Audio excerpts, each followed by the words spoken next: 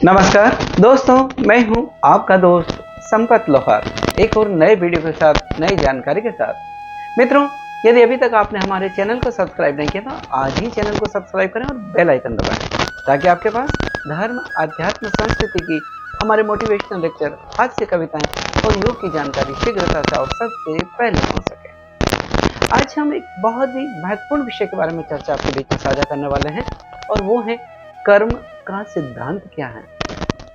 कर्म का सिद्धांत क्या है? क्या कर्म ही हमारे जीवन में सुख और दुख का कारण है? ये जानकारी हम आपके बीच में साझा कर रहे हैं। बहुत ही रोचक विषय है। कर्म फल का सिद्धांत क्या है? मित्रों, ऐसी अवधारणा है, ऐसी मान्यता है कि हर कर्म या हर क्रिया की प्रतिक्रिया होती है। विज्ञान में हमने पढ़ा है कि every action is having a reaction in equal and opposite direction. यही नियम कर्म के ऊपर भी लागू होता है। ऐसी हमारी मान्यता है, ऐसी अवधारणा है कि जो भी हम कर्म करते हैं उसका फल हमें अवश्य ही मिलता है। अगर अच्छे कर्म है तो उसका फल अच्छा मिलता है, और अगर बुरे कर्म है तो बुरा फल मिलता है। वो आज नहीं तो कल, लेकिन फल अवश्य मिलता है, ऐसा माना जाता है। और इस तरह से जो हम कर्म करते हैं वो कर्म हमारे जीवन में चाहे किसी रूप में हो, चाहे वो क्रियामान कर्म हो, चाहे वो संचित कर्म हो, चाहे वो प्रारब्ध के रूप में हो, लेकिन उसका फल हमें अवश्य ही मिलता है। और जब हम अच्छे कर्म नहीं करते हैं या जब हम बुरे कर्म करते हैं तो उससे अच्छे फल की प्राप्ति नहीं हो सकती। और इसी तरह से जब हम अच्छे कर्म करें तो उससे हमें बुरे फल की प्राप्ति भी नहीं होती। यानी जैसे हम कर्म करेंगे वैसे हमें फल देगा। यही गीता का सिद्धांत भी है। गीता में कहा भी है कि जैसे कर्म करेगा वैसे फल देगा भगवान।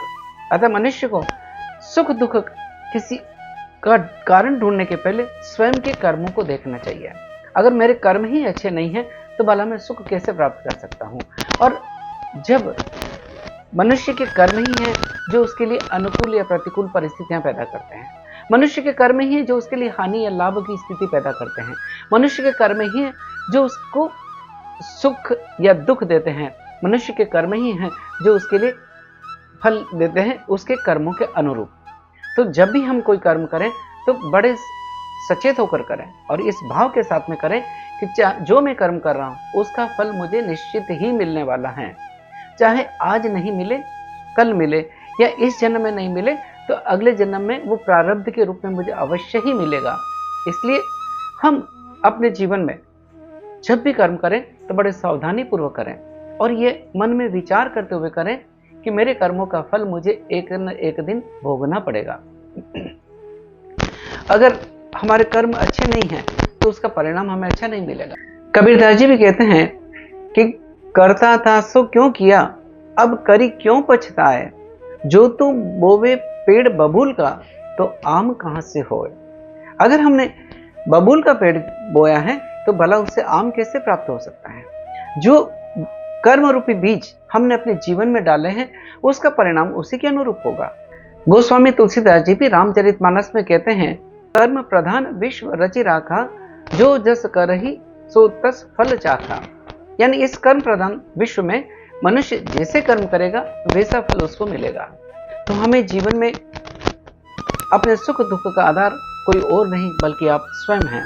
आपको तय करना है, हमें तय करना है कि हमें जीवन में किस तरह के कर्म करने हैं, क्योंकि मेरे कर्म ही मुझे वैसे फल देते हैं।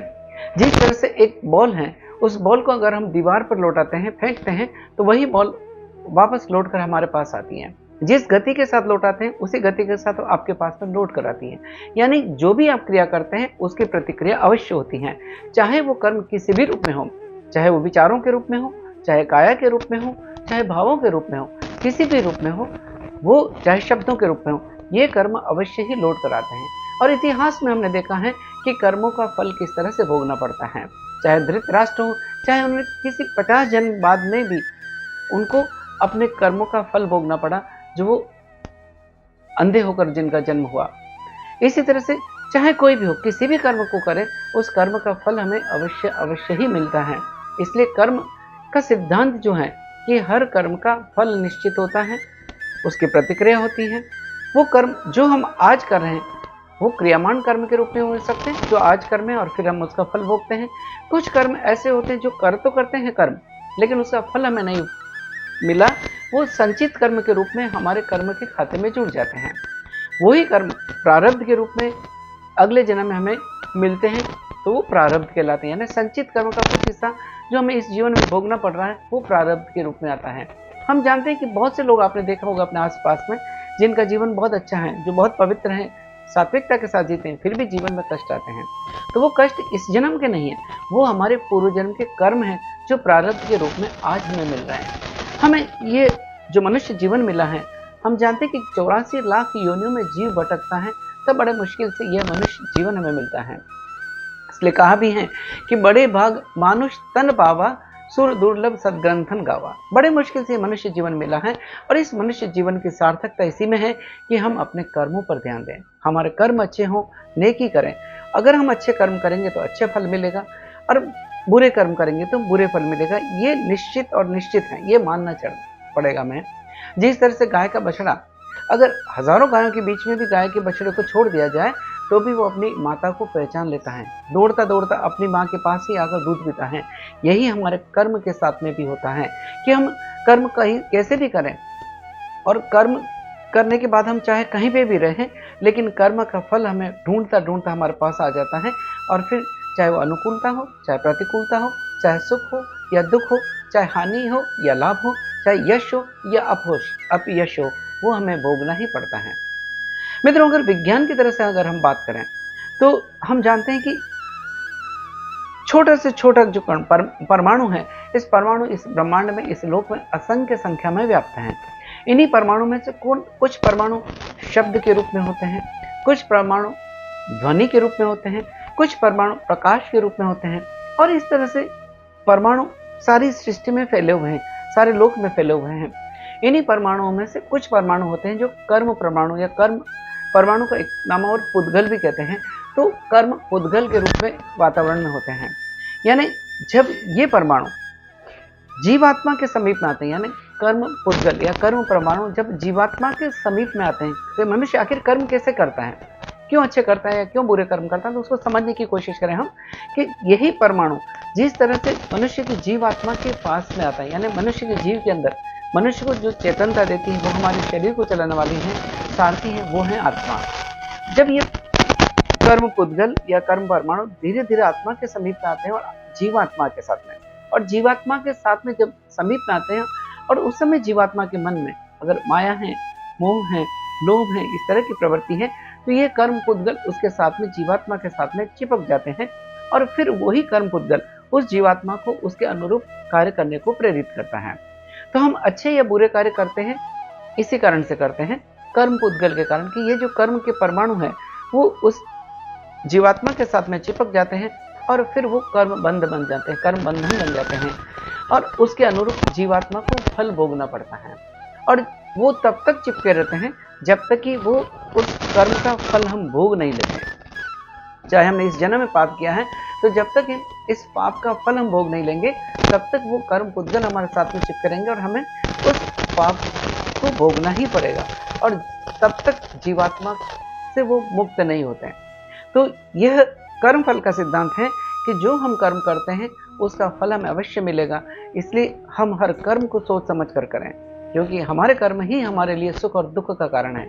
हमारे जीवन में अगर कोई सुख है तो हमारा अपने कर्म है, अगर हमारे जीवन में कोई दुख है तो भी हमारे अपने कर्म हैं। यानी सुख और दुख के कारण आप स्वयं हैं, कोई और नहीं।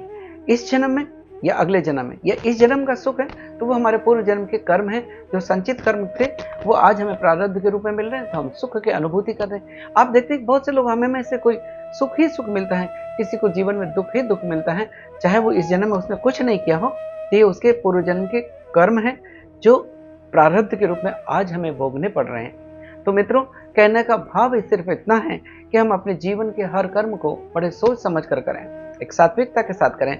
क्यों भगवान ने जो मनुष्य जीवन दिया है, केवल मनुष्य एक ऐसा प्राणी है जो अपने विवेक का इस्तेमाल कर सकता है। मनुष्य एक ऐसा प्राणी है जिसमें बुद्धि है। मनुष्य एक ऐसा प्राणी है जो सोच समझ कर कर्म कर सकता है और कर्म का परिणाम को महसूस कर सकता है। तो आइए हम अपने जीवन में इस भाव के साथ में कर्म करें कि हमारे किसी कर्म के कारण न सिर्फ हम दुखी हो, न बल्कि हमारे कर्म के कारण किसी और को भी दुख न हो। हमारा कर्म ऐसा हो जिसमें सबका भला हो, सर्वजन हित का, सर्वजन सुखाय के हित की भावना के साथ में काम करें। हमारे मन में सोच ऐसी हो कि हम सकारात्मक सोचें, क्योंकि कर्म और विचार, जैसे हमारे विचार होंगे वैसे हमारे कर्म बनेंगे, जैसे हमारे कर्म बनेंगे वैसे हमारी आदत बनेगी, जैसे हमारी आदत बनेगी वैसा हमारा चरित्र होगा, और जैसा हमारा चरित्र होगा वैसा जीवन में परिणाम हमें भोगना पड़ेगा।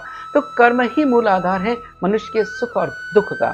तो आप स्वयं या हम स्वयं ही सुख और दुख के कारण हैं, तो हमें अपने कर्मों पर सचेत रहना चाहिए। मुझे किसी एक भजन की पंक्तियां याद आ रही हैं कि हम अच्छे कर्म करें, अच्छे परिणाम पाएं, सकारात्मक सोचें, सकारात्मक परिणाम पाएं, सकारात्मक कर्म करें, सकारात्मक फल प्राप्त करें। क्योंकि जैसे हमारे कर्म वैसी प्रतिक्रिया, हर क्रिया की प्रतिक्रिया होती है और वो निश्चित ही होती है। अगर आज नहीं तो कल, लेकिन फल हमें अवश्य ही भोगना पड़ेगा। इसलिए मैं कहना चाहता हूँ, एक भजन की कुछ पंक्तियां मुझे याद आ रही हैं कि उजली करनी कर ले बंदे, कर्म न करियो काला। उजली करनी कर ले बंदे, कर्म न करियो काला। लाख आंख से देख रहा है तुझे देखने वाला, उसकी तेज नजर से बंदे कोई नहीं बच पाता। मेरे दाता के दरबार में सब लोगों का खाता, मेरे दाता के दरबार में सब लोगों का खाता। तो मित्रों, भगवान की नज़र से कोई नहीं बच सकता। हमारे कर्म हमें अवश्य हमारा फल देते हैं, चाहे अच्छे हो या बुरे हो। तो हम जीवन में कर्म करते समय सचेत होकर कर्म करें और अच्छे कर्म करें, ताकि हम स्वयं भी प्रसन्न हो और दूसरे भी प्रसन्न हो। मित्रों, अगर ये जानकारी आपको अच्छी लगी है तो इस वीडियो को लाइक करें, शेयर करें, कमेंट करें। इसी के साथ आपके दोस्त संपत लोहार को इजाजत दीजिए। जय हिंद, जय भारत।